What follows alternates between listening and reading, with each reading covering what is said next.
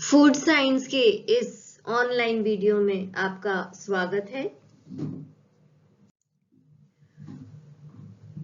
हम BSc home science food science के subject के अंतर्गत यूनिट 4 पढ़ रहे थे और उसमें हमारा टॉपिक चल रहा था फ्रूट्स के बारे में या फलों के बारे में। आज हम इसका भाग 2 पढ़ने जा रहे हैं और इसके अंतर्गत मैं आपको पढ़ाऊंगी फलों के संगठन के बारे में। फलों के पौष्टिक संगठन के बारे में हम चर्चा कर चुके थे। आज हम फलों में उपस्थित अन्य तत्वों के बारे में चर्चा करेंगे और उसमें सबसे पहले हम देखते हैं कि फलों में कौन कौन से वर्णक यानी पिगमेंट्स पाए जाते हैं। जैसा कि हमने वेजिटेबल्स में भी पढ़ा था, वे भी अलग अलग रंगों की होती हैं। सफेद रंग की होती है, पीले रंग की होती है, क्रीम कलर की होती है, पीले, लाल और बैंगनी रंगों की सब्जियां पाई जाती हैं। उसी प्रकार से फलों को भी आप देखोगे तो अलग अलग रंगों के पाए जाते हैं। इनमें से कुछ फल लाल रंग के होते हैं, कुछ पीले रंग के होते हैं और कुछ नारंगी रंग के होते हैं, कुछ जामुनी रंग के होते हैं। इस तरह से फलों में भी अलग अलग प्रकार के वर्णक पाए जाते हैं। अगर मैं आपसे किसी पीले रंग के फल की बात करती हूँ तो आपके दिमाग में बताइए कौन सा फल सबसे पहले आता है।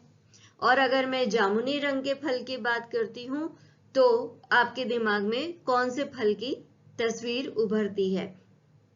तो हम फलों को उनके रंगों से भी बहुत अच्छी तरह से पहचानते हैं। आइए अब हम जानते हैं कि फलों में कौन कौन से वर्णक तत्व उपस्थित हैं। जैसा कि सब्जियों में उपस्थित होते हैं, वे ही सभी वर्णक फलों में भी उपस्थित होते हैं। जैसे कि क्लोरोफिल, आपको पता है यह हरे रंग का होता है और यह अमरूद, हरे सेब, आंवले और शहतूत यानी जो हरे रंग के फल होते हैं उनमें उपस्थित होता है। इसके अलावा कैरोटीनॉइड्स पिगमेंट उपस्थित होते हैं और जैसा कि आपको पता है कैरोटीनॉइड्स पिगमेंट जो होते हैं वे एक विटामिन के स्रोत होते हैं, या ये कैरोटीनॉइड्स जो हैं वो एक विटामिन के प्रिकर्सर का काम करते हैं। क्या आपको याद है उस विटामिन का क्या नाम था? अगर आपको याद आ गया तो बहुत अच्छी बात है और अगर नहीं याद आया तो मैं आपको याद दिला दूं, विटामिन ए जो है वह हम जो वेजिटेबल्स होती हैं उनमें कैरोटीन के रूप में पाया जाता है और कैरोटीनॉइड्स जो होते हैं वे पीले और नारंगी रंग के होते हैं। यानी जितने भी पीले और नारंगी रंग के फल होते हैं उनका यह रंग कैरोटीनॉइड्स के कारण होता है।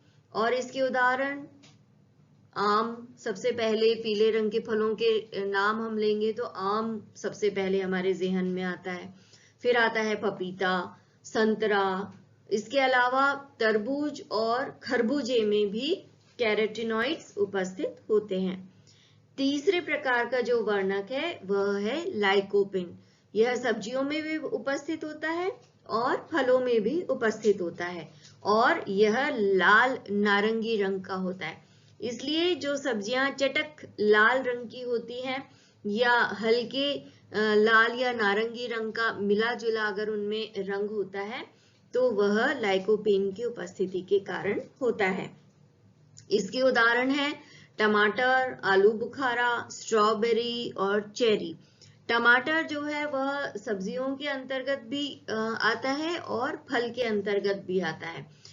सब्जियों में जो कच्चा टमाटर होता है यानी जो हरा टमाटर होता है वो सब्जियों में आता है और जो लाल टमाटर होता है वह फल की श्रेणी में आता है।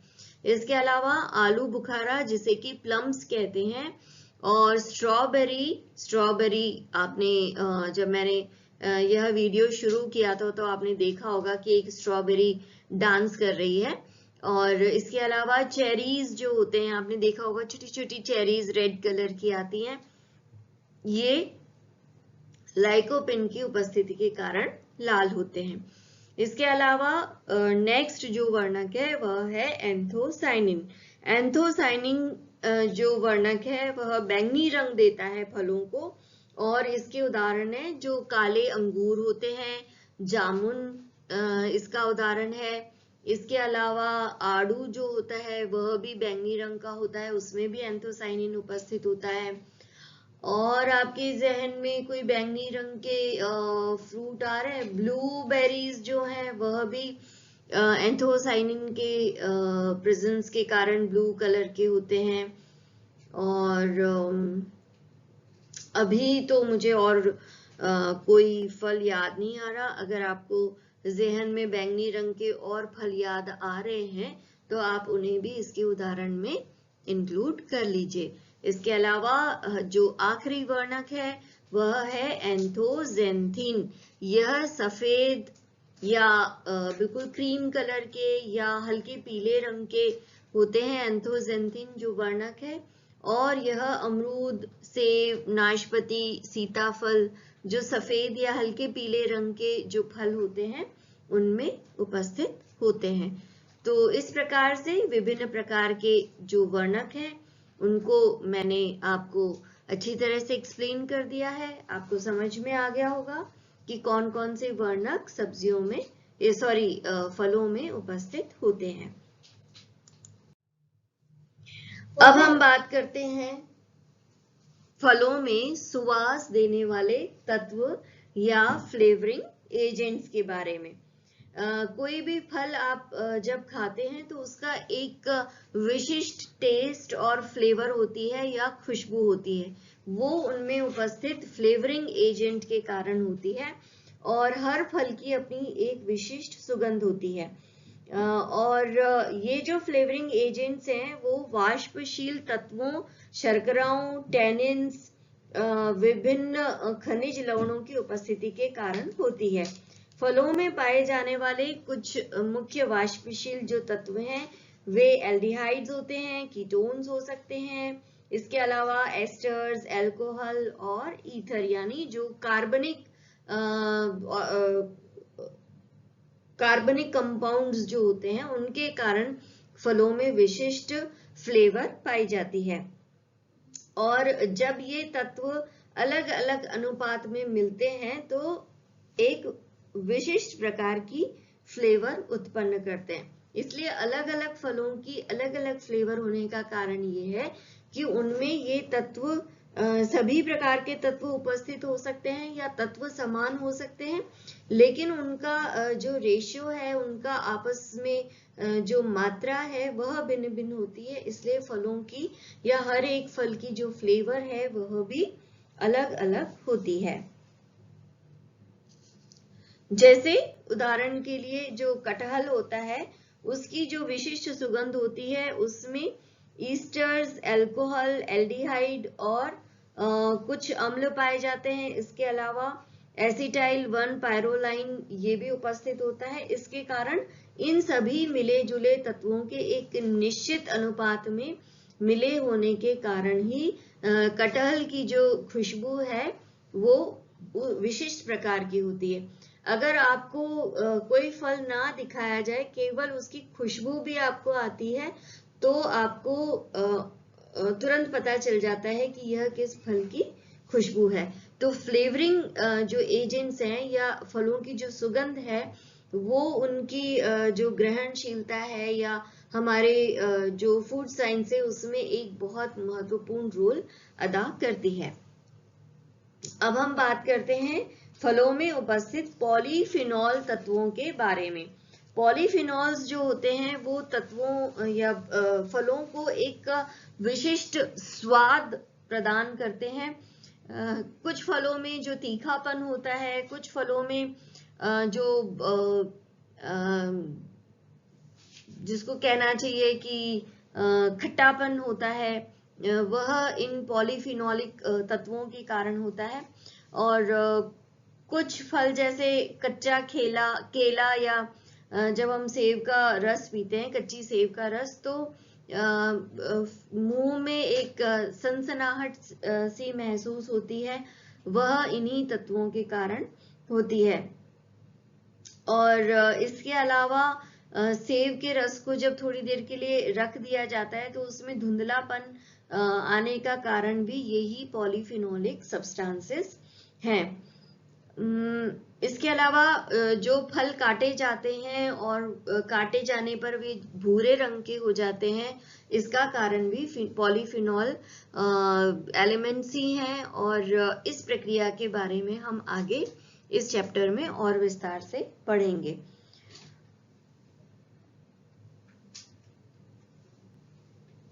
कुछ फलों में उपस्थित पॉलीफिनॉल की जो मात्रा है वह नीचे की टेबल में दे रखी है। इसमें आप देखिए कि किशमिश जो है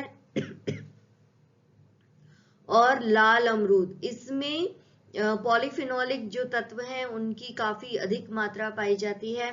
इसके अलावा जामुन और काले अंगूर, इमली का गूदा, स्ट्रॉबेरी, इनमें भी पॉलीफिनॉल्स बहुत अच्छी मात्रा में होते हैं। और कुछ फल ऐसे हैं जिनमें पॉलीफिनॉल्स की मात्रा बहुत अधिक नहीं होती है, लेकिन ये भी एक तरह से जो भोज्य पदार्थ है या जो फल हैं उनको विशिष्ट फ्लेवर प्रदान करते हैं। इसके अलावा जब हम संगठन की बात करते हैं फलों की, तो पौष्टिक संगठन के बारे में हमने जान लिया और उसमें उपस्थित जो वर्णक हैं उनके बारे में जान लिया। पॉलीफिनॉल जो एलिमेंट्स हैं उनके बारे में जान लिया। इसके अलावा कुछ और तत्व हैं जो कि फलों में उपस्थित होते हैं और फूड साइंस की दृष्टि से या भोजन की दृष्टि से या पाक कला की दृष्टि से बहुत महत्वपूर्ण कार्य करते हैं। इनमें है एक तो फलों में पाए जाने वाले सेलुलोज और पैक्टिक तत्व।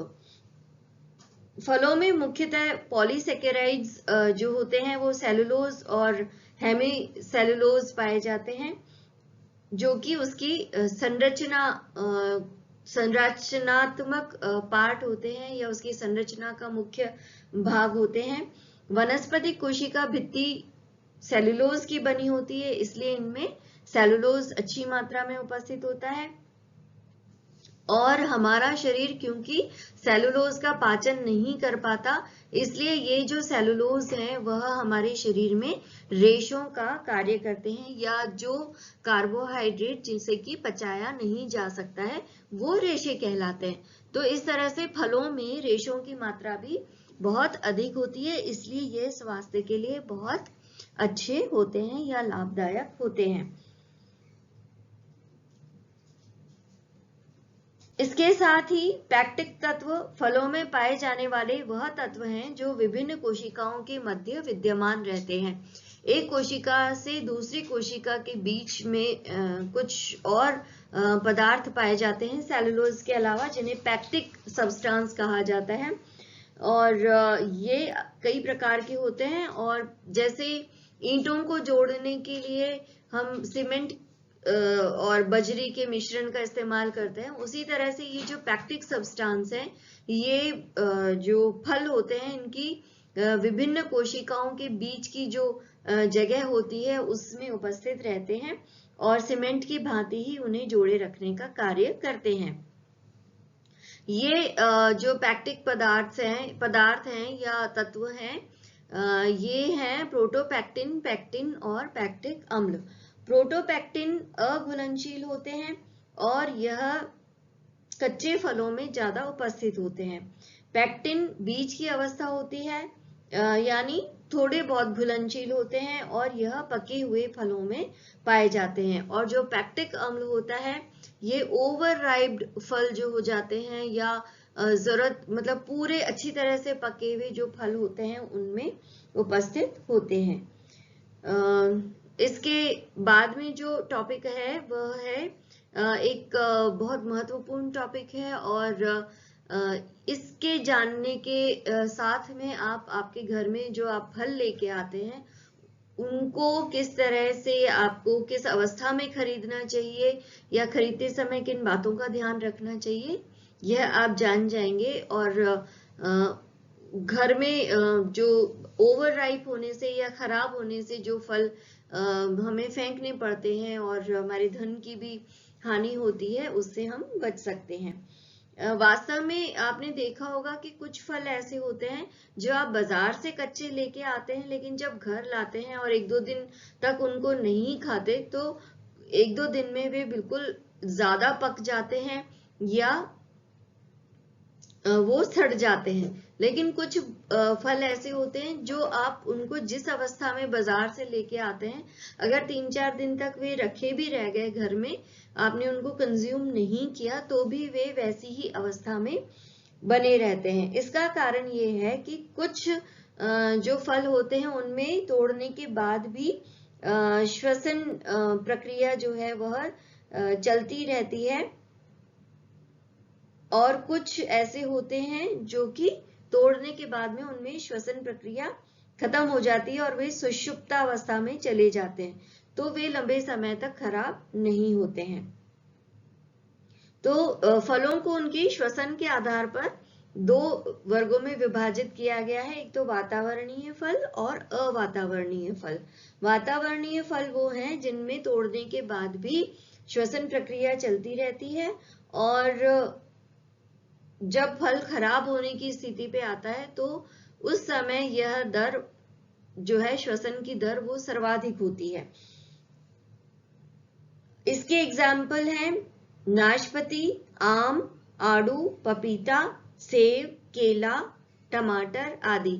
आप देखते होंगे घर में आप जैसे कच्चे टमाटर लेके आते हैं तो थोड़े दिनों बाद में वो पूरे अच्छी तरह से पक जाते हैं। और केला तो आपने देखा होगा कि आप थोड़े हार्ड केले लेके आते हैं और 1-2 दिन में वो बिल्कुल सॉफ्ट हो जाते हैं, बिल्कुल पक जाते हैं, और अगर 1-2 दिन और आपने नहीं खाया तो वो काले पड़कर बिल्कुल सड़ जाते हैं। एप्पल भी आप इसी तरह से देखते होंगे। तो ये वो फल हैं जो कि तोड़ने के बाद में भी जिनमें श्वसन प्रक्रिया चलती रहती है, यानी उनके पकने की जो प्रक्रिया है वह चलती रहती है और वे खराब हो जाते हैं। अवातावरणीय फल वो होते हैं जो तोड़ने से पहले ही इनको पकी हुई अवस्था में तोड़ना ज्यादा सही रहता है, क्योंकि ये जिस अवस्था में तोड़े जाते हैं उसी अवस्था में वे बने रह जाते हैं। और अगर इनको कच्चा तोड़ लिया जाता है तो फिर ये बाद में पकते नहीं है। इसके अंतर्गत आते हैं अंगूर। अंगूर आप देखिए, अगर आप बाजार से कच्चे अंगूर लेके आ गए तो वो खराब ही होंगे, लेकिन वो पकते नहीं है, यानी बाद में वो मीठे नहीं होते हैं। इसके अलावा तरबूज है, खरबूजा है, ये सड़ सकते हैं लेकिन इनमें पकने की प्रक्रिया नहीं चलती है। इसके अलावा अनानास और संतरा आदि भी अवातावरणीय फलों के अंतर्गत आते हैं। वास्तव में जो फल होते हैं उनमें एंजाइम्स उपस्थित होते हैं, और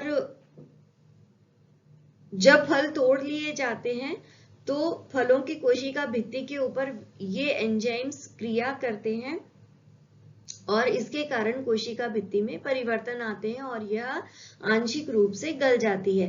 पैक्टिन तत्वों में पैक्टिन एस्टरेज और पॉलीगैलेक्टुरोनेज एंजाइम की प्रक्रिया के कारण इनका विघटन हो जाता है। किनका? पैक्टिक सब्सटेंसेस का विघटन हो जाता है, और ये हेमीसेलुलोज और सेलुलोज एंजाइम भी भित्ति पर क्रिया करते हैं और उसके कारण कुछ पॉलीसेकेराइड्स जो हैं वो सरल शर्कराओं में परिवर्तित हो जाते हैं, और इन्हीं ये जो पकने की प्रक्रिया है इसी के कारण फल जो है वह मीठा हो जाता है। आप देखिए, आप कच्चा केला अगर आप खाएंगे तो वह आपको मीठा नहीं लगेगा, लेकिन अगर आप पूरा अच्छे से पका हुआ केला खाएंगे तो वह आपको मीठा लगता है। इसका कारण ये है कि केला जो कच्चा होता है उसमें सेलुलोज उपस्थित होता है, उसमें सरल शर्कराएं नहीं होती, लेकिन जब एंजाइमेटिक रिएक्शन से ये सेलुलोज अपघटित होकर सरल शर्कराओं में परिवर्तित हो जाता है, जैसे फ्रक्टोज के रूप में या ग्लूकोज के रूप में परिवर्तित हो जाता है, तो उसकी मात्रा बढ़ने के कारण फल जो है वे मीठे हो जाते हैं। तो अब आपको समझ में आ गया होगा कि कच्चे फल जो होते हैं वे कम मीठे क्यों होते हैं और पकने पर वे अधिक मीठे क्यों हो जाते हैं। एक बार फिर से बता रही हूँ कि फलों में कुछ एंजाइम्स होते हैं जो कि जटिल कार्बोहाइड्रेट्स के ऊपर या जो अघुलनशील या जटिल कार्बोहाइड्रेट्स हैं जैसे कि सेलुलोज, हेमीसेलुलोज और पैक्टिक सब्सटेंसेस, इनके ऊपर ये क्रिया करते हैं और इनको सरल शर्कराओं में परिवर्तित कर देते हैं या इनको विघटित कर देते हैं। इसके कारण जब ये सरल शर्कराओं में परिवर्तित होते हैं तो सरल शर्कराएं क्योंकि मीठी होती हैं इसलिए ये फल भी मीठे हो जाते हैं पकने की प्रक्रिया के दौरान। तो इसके साथ ही